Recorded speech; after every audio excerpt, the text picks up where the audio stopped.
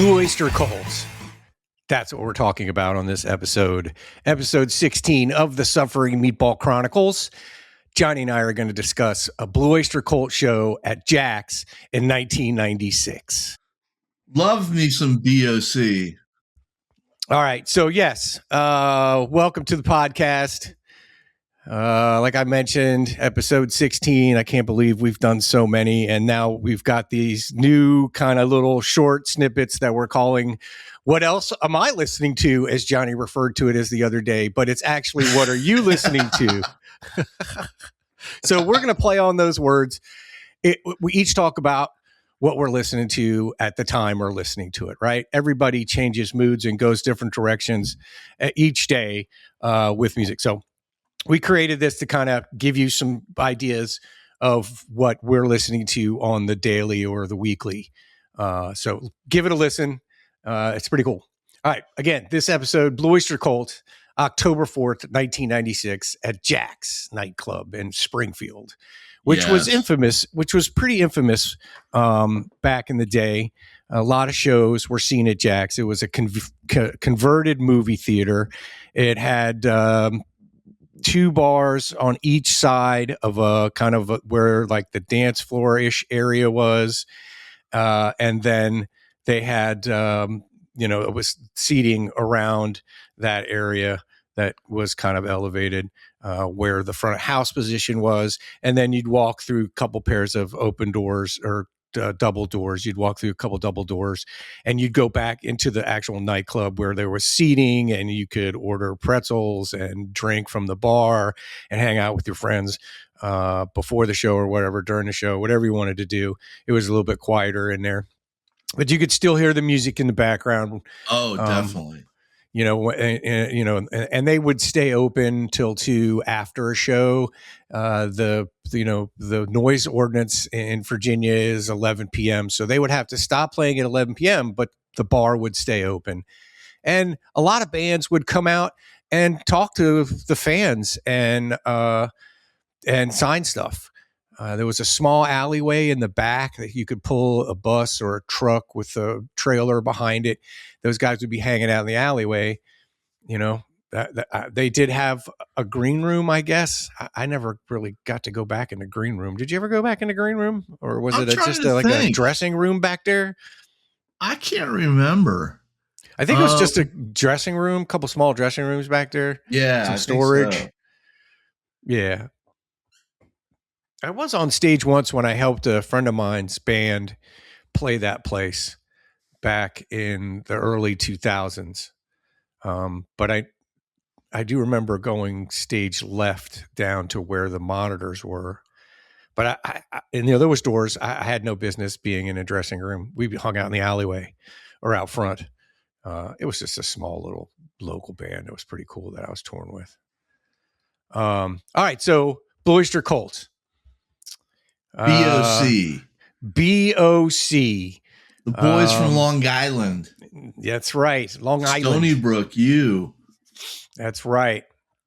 Their debut album was released in January of 1972. They released 2 more albums, and then the band's first live album, On Your Feet, On Your Knees, or On Your Knees, which was 1975, achieved greater success and went gold. And its success gave the band more time to work on follow-up stuff, and the band members were able to purchase home recording equipment to record demos for their next album. Yes. Which, that next album, was released. I look at it, 50 years ago. 50 years ago. Yes. Yes, you're exactly right. Their next studio album, Agents of Fortune, 1976, was their first to go platinum and was produced by David Lucas. It contained the hit single, Don't Fear the Reaper, which reached number 12 on the Billboard charts and has become a classic of the hard rock genre, which I agree with. I remember hearing that song on the radio in the 70s, when they had album rock and they would just, they would be spinning records. Yes. And as Johnny said, was released 50 years ago. So this band has been around a really long time. And Johnny and I want to talk about a particular show, October 4th, 1996 at Jax Nightclub in Springfield, before I kind of went sideways and explained the whole club to you. The reason we were there is that my brother, Mike Henry, was getting married for the first time. And Johnny and I kept bugging him about a bachelor party. Like, we wanted to do something special. Like, we didn't need to go to the strip club. We weren't about giving our money away. We were about, just hanging out. And Mike picked this show to go to at Jax for his bachelor party. So this was his official bachelor party for his first wedding. And it was myself, Johnny, my father-in-law, Larry Moxley, and another good friend of ours at that time that Mike requested come would be Rodney Hammond. He was there. It was the five of us with Mike. And finally, just as an aside about Rodney was a childhood friend of mine that I played soccer with as a kid. And he went to my elementary school. And Rob, you met him down in Miami, right? So the first time I met him was in Miami, and it's because my wife knew him because they went to high school together. Oh, I never knew that. Yes, they went to high school together, and he was attending the same, Johnny Kilowatt school that I was in Miami Beach, and he was a grade above me. Like, it was a full year, full-time program.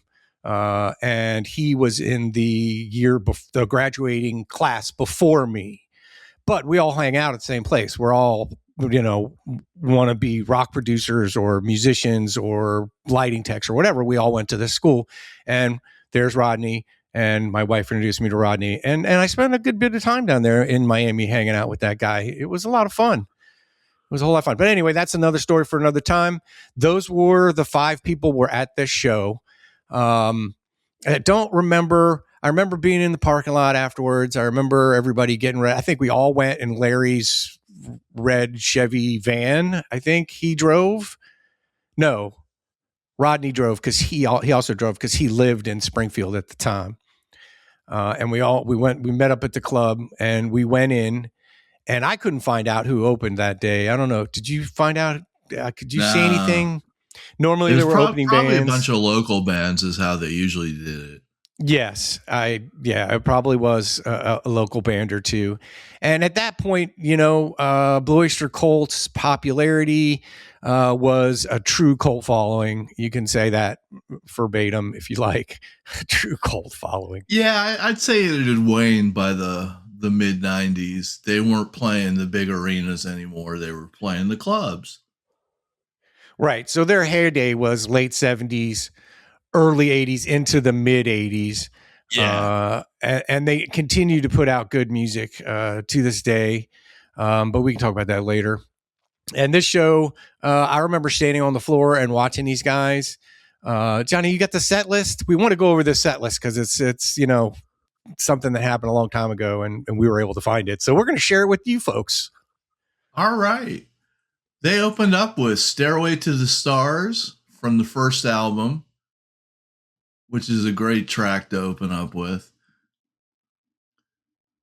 And then they played another track from the first album, Before the Kiss of Redcap, which is about a guy slipping a red cap was an upper, I think. Slang for an upper. Oh yeah, that's kind of weird. I didn't. Yeah, they wrote I about. had no idea that they wrote about drugs at all. Oh yeah. That might have been a Richard Meltzer, the famous rock critic. So that might have been one of his lyrics. Interesting. Then they played ETI, Extraterrestrial Intelligence, which what album was that off of? Spectres, I think. Then something off their latest album, Harvest Moon, the title track, Harvest Moon. Then they played fan favorite Buck's Boogie, which is an instrumental, but it showcases the virtuoso guitar playing of Donald Rozier, aka Buck Dharma of Blue Öyster Cult. And he always kills it on that song. Then they played huge fan favorite from the first album, Cities on Flame, was Rock and Roll. And next up, X-Ray Eyes from the Harvest Moon album, I believe. Live for Me, I believe, also from the Harvest Moon album. Then one of my favorite BOC tracks, Then Came the Last Days of May, which is based on a true story of friends of Buck Dharma's that were killed in a drug deal gone bad in that's a bummer. The desert of I believe Arizona or New Mexico. Wow. Then they did an acoustic blues jam, which I remember that. I do remember that. Oh, you do remember that? Because I remember they just all of a sudden started going acoustic. It was it was one of those things where they did that real popular song, Then Came the Last Day of May that everybody knows, and then they switched instruments and they just came out and did this like real bluesy jam. I do remember that. I do, because it was unique. It was before In Thee, which they played acoustically, which is a darn it, Alan Lanier, the keyboard player and one of the guitar players in the band, song. Maybe the jam acoustic blues was just them warming up to play the actual acoustic song. Could have been. And they just went with it. Yeah, and they built that time in so that they could dial in all the instruments and then go into the song that they play acoustically. Yes. Right? That would make sense to me. Then they wrapped it up with 3 of their biggest hits. Burning for You, Godzilla. Okay, I got to stop you right there. Okay. Let's talk about Godzilla and this show. All right? This show again was done way after that Godzilla song was recorded in the 70s and was still getting airplay and stuff like that. And I remember during the song I think it was you or Mike pointed out that there we go. Oh, you can hear him in the background. All right, so they used to have a giant Godzilla head figure come out from behind the stage, just blowing smoke and lasers and scary eyes. And it was like a whole really humongous stage show with Godzilla and just sounds and everybody freaking out because there's a Godzilla coming into the auditorium. At this show, I think Mike pointed out that there was a small stuffed animal of Godzilla all the way in the back on one of the amps.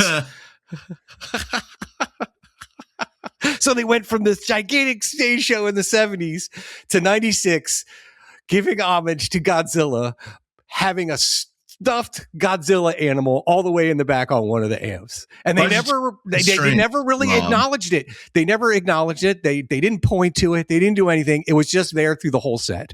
So I just had to bring that up, that, they were paying homage to that gigantic smoke breathing Godzilla thing, that monstrosity that they had during their live show. All right, Godzilla. They played Godzilla. And then they wrapped it up with, of course, Don't Fear the Reaper.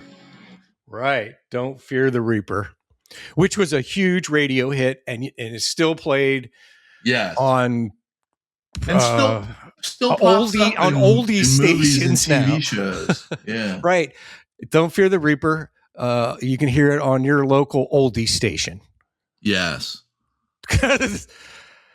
It is oldies, but it's, the song, everybody who's a rock fan knows Don't Fear the Reaper.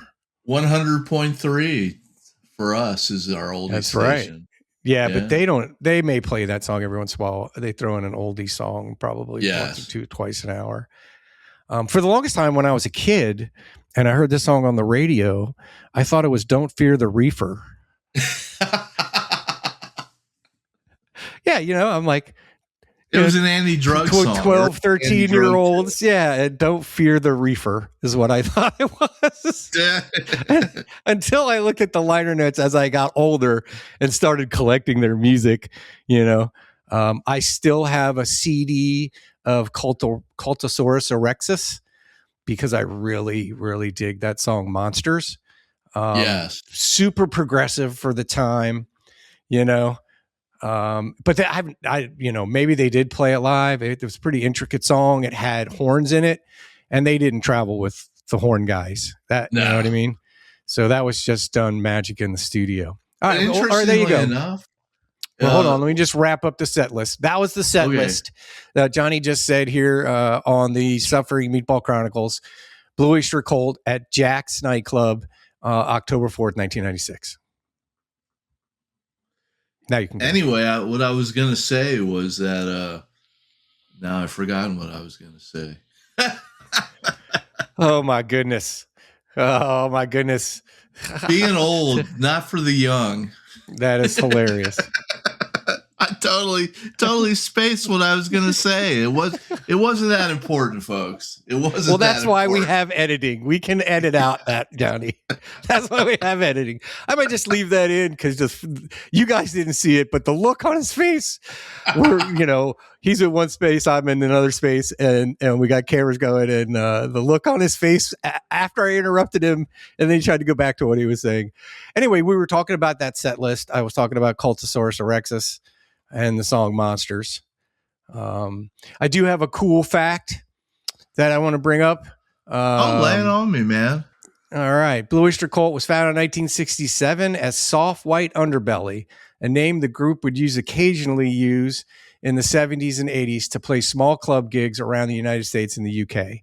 So they would go back, they would brand themselves with their first name, Soft White Underbelly, and play small clubs when they were big and huge and doing arenas and other, sports complexes around the country and theaters. But there was always that small 1,200, like at that, Jax didn't really exist at that time, but let's say the Bayou, right? That's a small club. And in the 70s, they were so popular that if they were trying to play a 1,200 seat club, it would just be mayhem. So they would go in under Soft White Underbelly. And if you didn't know, you'd just be at the club on a random Tuesday night. And here comes BOC as Soft White Underbelly. Yes. So I thought that was a pretty cool fact. But the fans were all in the know. Yes. The people that were buying tickets knew, but the people that didn't know had no idea that they were doing. And did you know that BOC has 2 unreleased albums? They were, I believe, originally signed to Elektra Records, and they had a different singer, a guy named Les Braun. And they recorded a whole album. They got shelved, and then they got Eric Bloom as their lead singer.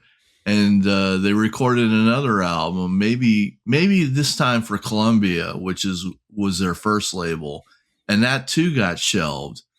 So somewhere there's 2 unreleased BOC albums.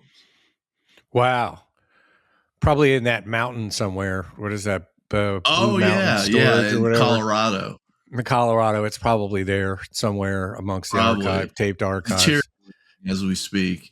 That would be neat if they could actually, find that. A lot of that stuff went missing because it's so old, and that tape, plus the tape degrades over time. Yeah, like the technology then was okay, but it's 50 years of a tape or 50 plus years of a tape storage. It's not going to survive, sitting in my man cave. You know what I mean? Exactly. So I don't have any 50-year-old tapes, but I do have some pretty old tapes. They actually bake the tapes to stabilize them, and they usually get one pass where they can convert it to digital. Wow. Yeah. Well, let's hope those two lost albums, surface in our lifetime. That would be pretty cool to hear old, new music from Blue Öyster Cult. Yeah, come on, guys. Let's give the fans what they want. Exactly. All right. So I also wanted to mention that I have a ticket over here on my wall with all my other tickets. And I had seen them at least one other time that I can recall in July 22, July 22nd, 1986 at the Bayou, which is the club I just mentioned, I think, in Georgetown. And we've talked about the Bayou, and this was in 86. So I remember that place being packed. And I remember them doing all those great songs. At that time, they had a big banner that would fall down of Godzilla on the stage. You know what I mean? They were still paying homage to Godzilla, but not in the giant, smoke breathing, not the giant 3-story mechanical guy. I could not find a set list for that show in '86, but I do remember being there. I wish I could remember who went with me. It was probably Sean. It could have been Sean and Russell. That was a long time ago. So I don't really remember the show very well, but I do remember them doing Godzilla.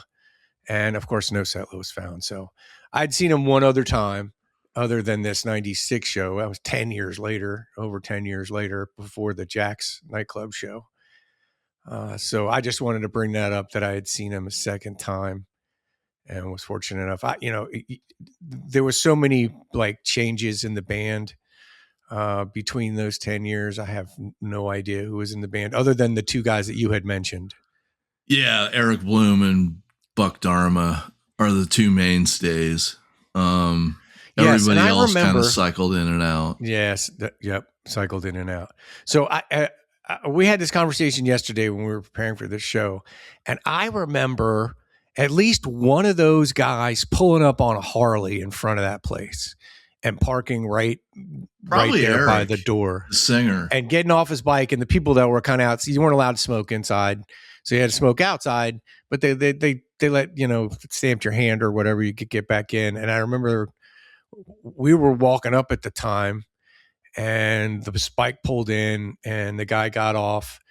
And as we got closer, he took his helmet off, and the guys that were sitting there smoking recognized him and shook his hand. Man, can't wait for the show and all that stuff. And we're looking at each other. I think we were looking at each other, and we didn't recognize him until he already went in the club and went back to the green room or whatever we were trying to figure out. And we found out when we walked by those guys who were standing outside saying, yeah, that was the Eric Bloom, man. That's the guy. And I was like, well, that's a pretty cool way to show up to a show, on your Harley. Yeah. Making a statement. Unfortunately, the Bayou show, that didn't happen. But yeah, that 96 show, which was Mike's bachelor party, that was pretty special because there was a reason for us to celebrate Mike and what was going to happen, in the near months. That wedding we attended, Johnny. Yeah. Okay, so and I got another cool fact. It's not really a cool fact, but it is, because Blue Öyster Cult kind of straddles many genres, and including creating some of their own that never existed before. Wouldn't you agree, John? Oh, definitely. So Blue Öyster Cult is usually described as a hard rock band, which that's what we've been talking about.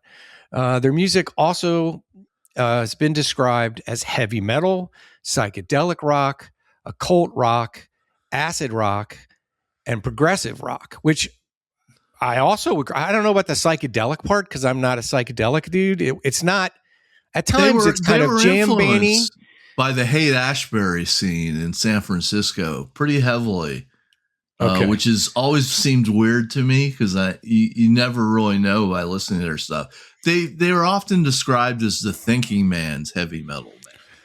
Right. Because their lyrics were so... I've never heard them described as that, but I'll just take your word for it. Their lyrics were so obscure. You're like, what are they talking about, man? Yes, you're exactly right. And I would definitely put him in that progressive rock. I would also put him in the heavy metal. Occult rock, I don't know about that because I'm not into the occult. Acid rock kind of is like a subgenre of the psychedelic rock. But they also have been recognized for helping pioneer genres such as stoner metal. Oh. And I would agree with that because the 70s rock shows were all stoners. Everybody was just blazing up all the time. And there were no rules. They just let you do it. Maybe not necessarily inside, but any outside shows, yeah, man. And going in, yeah, 100%. The pre-gig warm-up, as it were. So pioneers of stoner metal. I never really thought about it like that, but I have to agree 100% that Blue Öyster Cult was pioneers of stoner metal, kind of like Baracha and what's the others I listened to? Caius, Fu Manchu. Yes, those bands, those stoner metal bands. Yeah. So anyway, I thought that was a cool fact that these guys have been around so long and written so many good, songs and music that they've influenced pretty much every rock genre there is, and their influences are felt today. Definitely. Well, I've seen BOC 2 other times. More recently, I saw him at the State Theater in Falls Church, which was a converted old movie theater. Yep. And I can't for the life of me remember what show it was, but apparently I did a little research and found out that they played there at the State Theater 6 times between 2005 and 2015. Well, that's cool. What date did you see him? I don't remember. I want to say it was the last time they played there, which was June 19th, 2015, but I'm not certain because I don't remember it being cold when we went. I went with my buddy Mike Coe. Oh, okay. And it was a great show. I mean, we stood back when I could stand for a whole set. We stood up in there the front. Wow. That State Theater is still putting on shows. Yeah. They still have live music there, comedians there. Sometimes they'll premiere a movie there, like the Megadeth movie or whatever. They may have a short run of that because they still operate as a movie theater, but it's mostly stage stuff. I haven't been there in years. I mean, years. Yeah. But I also saw another show back in the 80s. It was originally supposed to take place at the Cap Center. Something happened and they had to cancel that show. And I remember somebody stole my tickets out of my locker. Oh, and damn. I couldn't, refund my tickets and get full money back for them. But I have a great story about Merriweather. Nice. And you saw him at Merriweather? Coming home from Merriweather. Wait, you saw him at Merriweather Post Pavilion. Do you remember the date? Yes. June 22nd, 1984. Wow. That was early. That was the heyday. Okay, go ahead and tell us the story. And the opening band was DC Star, if you remember them, local rock band. Do you remember them, Rob? DC Star? Kind of. They had that song, Is It You? Yeah, I kind of remember those guys. They're pretty cool. Yeah. Anyways, I went with my buddies I went with Mike Coe, Jack Bowles, his brother Tom Bowles. I know there was at least one more of us. But anyway, we were coming home and sitting in traffic near the venue. And this guy behind us kept tailgating us. And so I think it was Tommy, maybe it was Jack, his brother, was using the rearview mirror. I was driving, and they were using the rearview mirror to reflect his headlights back into his car because he was tailgating us. And we got stopped at a light, and the guy gets out of his car, starts yelling and screaming, and starts kicking we had a Plymouth Grand Fury station wagon that we were in. That's a big ass car. Yeah, we're chock full of guys in high school and just out of high school, and we're all thinking like from the BOC concert. Yes, and we're thinking, dude, just get back in your car. If you want to start a fight, you're going to get your ass beat. But there happened to be a cop behind this guy. Wow. So he witnessed the whole thing? He witnessed the whole thing and busted the guy kicking our station wagon, man. It was hilarious. No way. This was an 84, you said? Yes. Early road rage. Yes, definitely. Just because you were using the mirror to let him know that he was a little too close. Yeah, exactly. What was that guy's problem? Obviously, he must have gone to jail. I guess, man. Hopefully he hadn't been drinking. Well, that's his problem. That's crazy. Hey, if you were that guy that was beating up what was it? A Plymouth Grand Fury station wagon. Yeah. Bronze Plymouth station wagon back in 84 coming out of Maryland into Virginia. And you were that guy. And you're still alive, and you just happen to listen to this, please contact us because we want to have closure to this story. Dude. Yeah, we just want to have closure to the story. What a great car. I'm going to have to go find a picture of that and pull it up. The Plymouth station wagon. Plymouth Grand Fury, man. Yes. That's awesome. Did it have the flip up back seat so you were looking behind you? Yeah. That's so cool. I wish you still had that car. That's great. All right. So anything else you want to add? I mean, those are two really pretty cool shows. Oh, yeah. And then the show that we saw, was a great memory because we got to celebrate Mike. And that, anybody who knows. I don't need to repeat myself. But, that was a pretty special show there at Jax in Springfield in 96. But I had no idea you'd seen him in 84. Dude, you were like 17? Yeah, 17 or 18. Wow, going to see Blue Öyster Cult with your buddies. Could you find a set list for it? I got, those old 80s there isn't. Really? You got a set list for that 84 show? Go ahead and tell us, Johnny. I'm interested because was their heyday. They opened up with Dominance and Submission, which is one of my favorite tunes off the first 3 albums.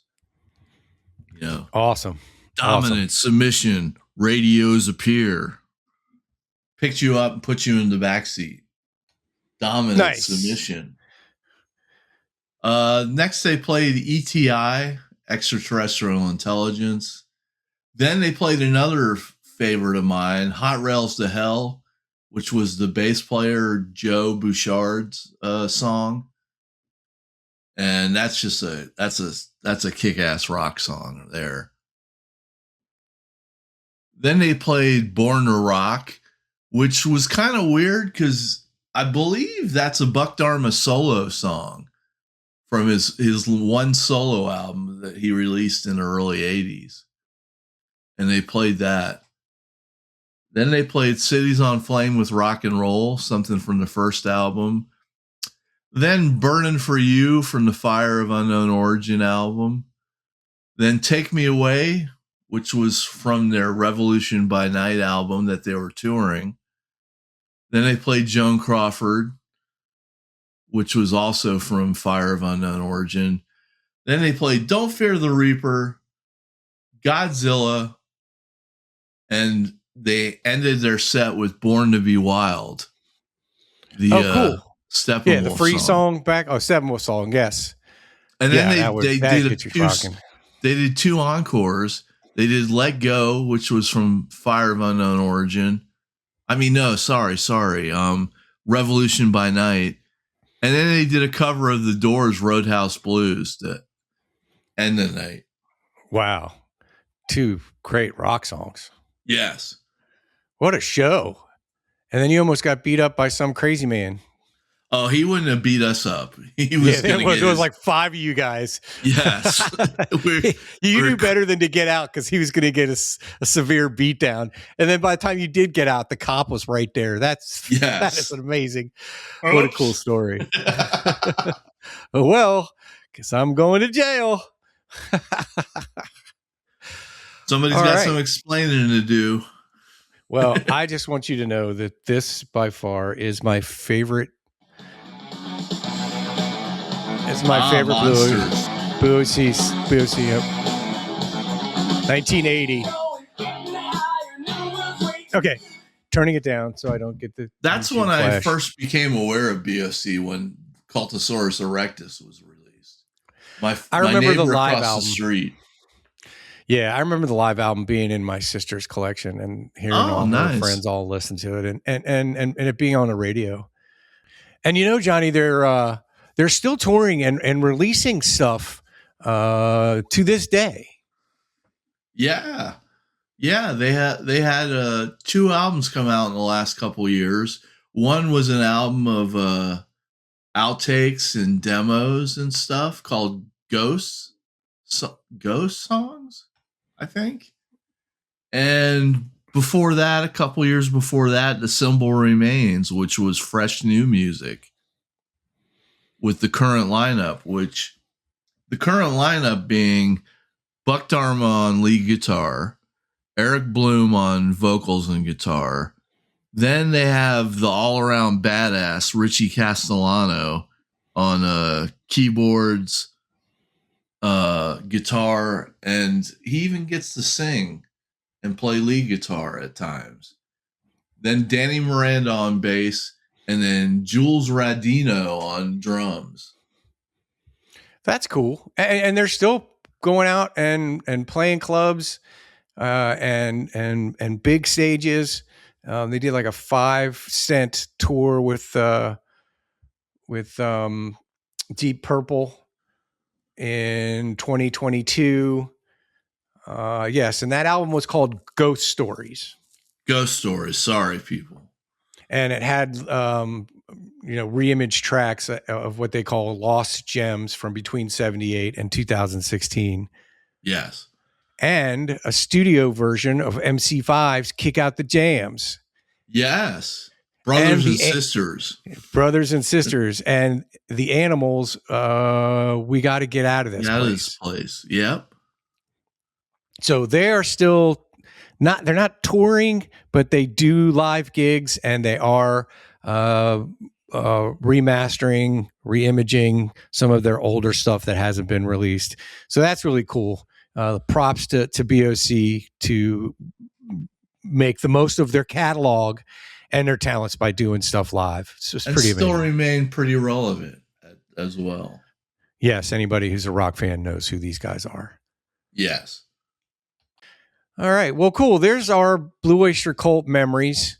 Thanks for listening. And that's a wrap for episode 16.